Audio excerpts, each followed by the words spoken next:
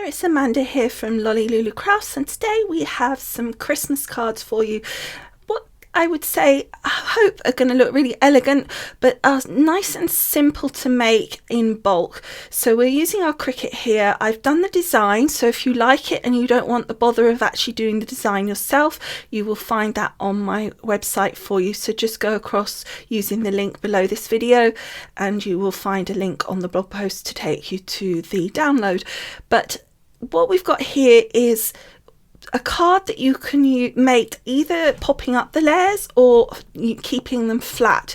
So at Christmas we quite often want the layers flat so that it's cheaper for posting. So let's click on make it, because I just wanted to show you the mats. I've got them as the cards are set up for A6. Now if you're wanting to make them into an American size, then you just need to ungroup them, change one, and then just literally, because they're grouped, so then you can then go on to that and you can adjust the size here. It probably needs that little lock undone, and you can just make the adjustment as it in its entirety so that it goes up and down to the right size that you want it to be, and then you can just copy or duplicate, I think they call it, across as many times as you need to make it into the size. What I've done here is it's for an A6, but I've left a 1/4 inch approximately around to make that a mat to go on the front, because I've got pre-made A6 cards, so these are just the fronts that are going to go on the card. So if we take a peek at the actual mats, we've got here the stars. Now that will be on an A4 mat, so I'm going to change that to A4 because the cardstock I've got is A4. These white mats here are all 12 by 12. Now you might notice that this mat here is slightly grey. It's still a white for white cardstock, but what I did was I just very slightly altered the colour on here because I wanted to make sure that all the sentiments came on one piece of card. Otherwise what happened, if I left them white, it fitted them down the side, which you might think, oh well, that's fine, and it would be fine if you're going to use a marker rather than foiling. But if you're using foiling on this, then it's much simpler to have it on a separate piece of or separate mat, because then you can put your foil on, you know exactly where you need it to be. Whereas if you've got it here, you'll end up with, it just becomes a mess. It's just so difficult to work out. As I said, if you're going to change that foiling to be using it with a pen, then it's not an issue, and you can change that back to white if you wanted to make it more effective for your 12 by 12, because almost certainly all of those sentiment tags would go down the side here on your 12 by 12. So I also made it so that you would get the most out of your sheets. So it was 4 per sheet for A6. You may get slightly different depending on the sizes that you use. If you were using American sizes, for example, you may just get 2 extra, I don't know. But I originally had 15, but then it went on to an extra mat and it only had a couple on there and it was just not quite as effective, so I went down to 12. So those all want to be a 12 by 12 sheet. The same with this I've put as just a piece of blue here because my pattern paper is sort of blue shaded. This I've made grey just because I'm going to be doing that like a silver mirror. You can now see the sentiment. With this, again, if you don't have this sentiment, if you don't own it, you can easily find the sentiment there. The first one, you click on detach, it detaches that sentiment. You can then delete that and replace it with your own. This is also the way that you can change it if you want to change it to a marker. So you just do detach, change it to pen, do both elements if you want that particular sentiment, and then just click on all 3 and then click on attach again, and now it's a marker rather than foiling. Okay, so that's how we do that. So let's go back to our make it again, because I need to now change the papers back because it doesn't keep them as you set them, which is one of the things I find a bit annoying. I think if you've kind of set it in a certain way, that I think it would be helpful if you could save it rather than you know, having to do it every single time. So that's the only one that is A4. The rest are all 12 by 12. Okay, so let's go on over to the Cricut and get cutting. Okay, so we're at the machine, and the first sheet is this gorgeous foiled piece of card. This is A4. I've set it at really thick cardstock, 300 GSM. I think it was like heavy watercolor, I think they called it, or something crazy. And also to cut at pressure more, because it's coated cardstock and it's pretty heavy going, so I want to be sure it cuts through.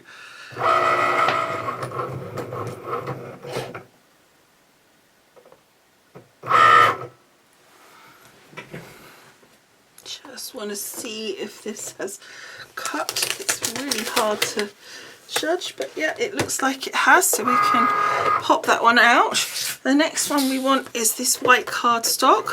Okay, on the actual design, when I was showing you, you might have seen there was like a perforated edge around the sort of matte layers. However, what I didn't realise, I thought it would just be the regular blade would just cut those out, but apparently it was a special perforating blade, which I suspect that a lot of us don't have, so I've actually removed that element. It wasn't a big deal to me. I guess it's easy enough if you want to add it yourselves back in, but I've taken that out now, so it's just going to cut these without that element. Okay, so I'm going to carry on cutting these ones. I think there's 2 more to do, and then I'll come back in a minute for the next bit. Okay, so now we're to the foiling elements. So we want to first of all put our foiling blade, for want of a better word, in. We want the one, because I'm going medium, that has the 2 lines on it. So we're just going to pop that in here. And then I've stuck my card down and then my foil over the top. And pop it in, and then off we go.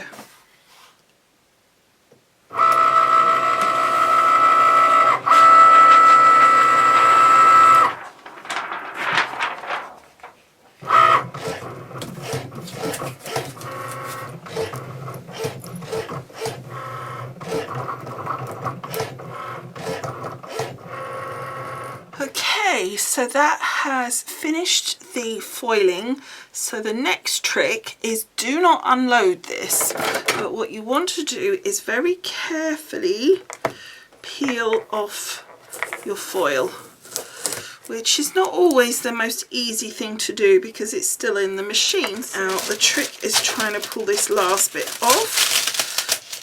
There we go. And I tell you what I also should have done, which I always forget, is these little rollers, you're supposed to move them because they can go up and down and make marks. But as it happens, we were lucky and it didn't, and the foiling has come out beautifully. So all happy with that. I always think it looks a mess when you see it going because the foil looks terrible, but oh, I'm covered in the stuff. But no, it turned out good.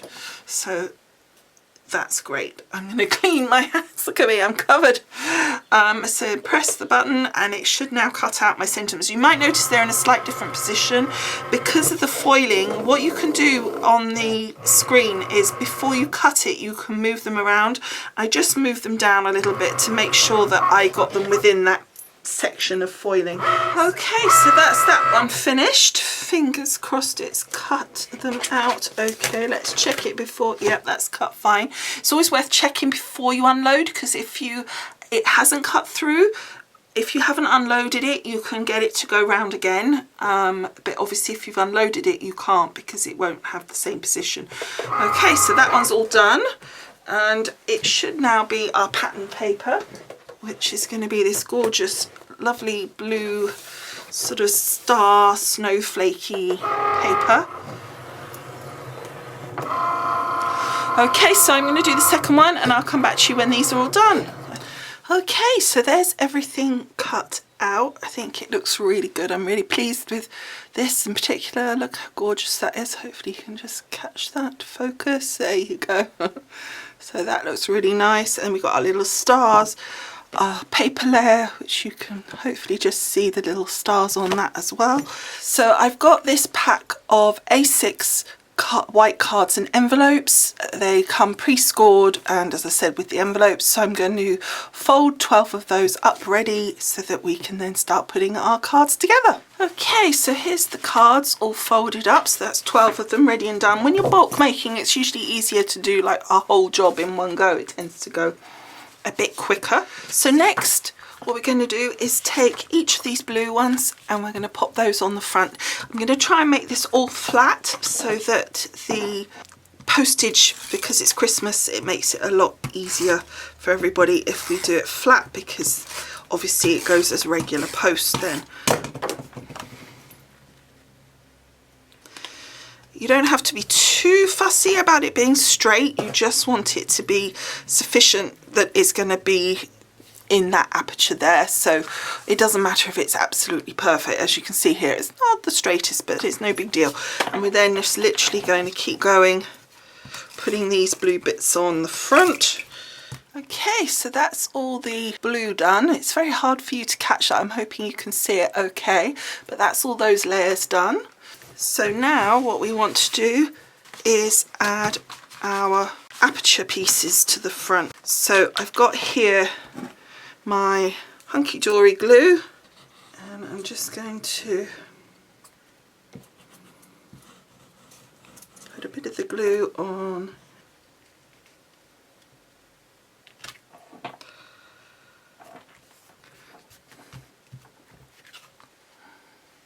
so I'm going to continue and do the rest of them, and I'll come back to you when they're done. Okay, so that is the aperture layers all done. I think they look really cool. I'm really pleased with how they're turning out, and such a simple concept really.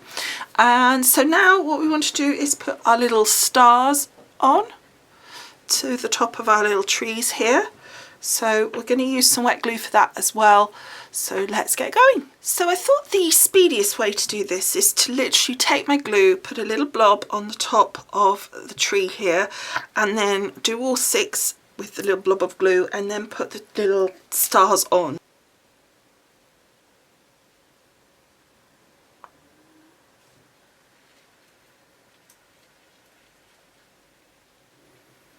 I just want to make sure that's positioned how I want it, so let's get my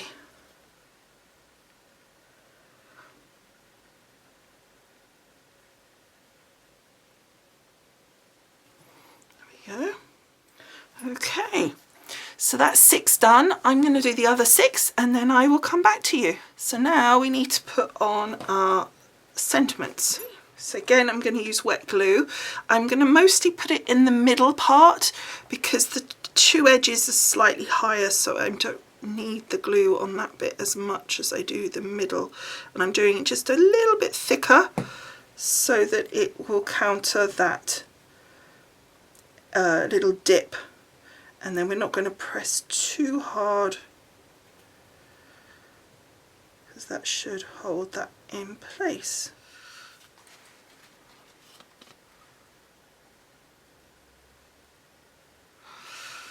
Okay, so let's do the next 3. Let's pop these out the way so they start to dry without me accidentally knocking them. Okay, so that is all of them done. So you can see them all there. Hopefully you can get a view of them okay. I'll come in and show you them up close so you can see the completed card. I think that's turned out really nice. It's really simple, really clean and simple, nice and flat, so easy for postage.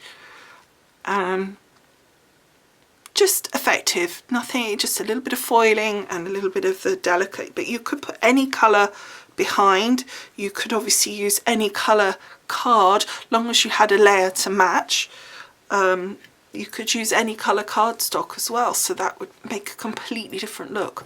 Now I am going to make another card using these elements that we popped out. We don't want to waste those, and I will do that on a separate video to share with you later on. I have put the elements that you need, like the extra stars and the sentiments that I'm going to use on that card that I cut out using my Cricut, on the download for this, so you get it all as one piece, so you could make both sets of cards with that one download, but I'm just going to separate them into 2 videos. So that is it for today. I hope you've enjoyed making these cards with me. I hope you like the finished result. Thank you so much for watching, and don't forget to like, subscribe and all that jazz, and also go on across to the blog post so you can take a peek at the photographs. The download link will be there, etc, etc.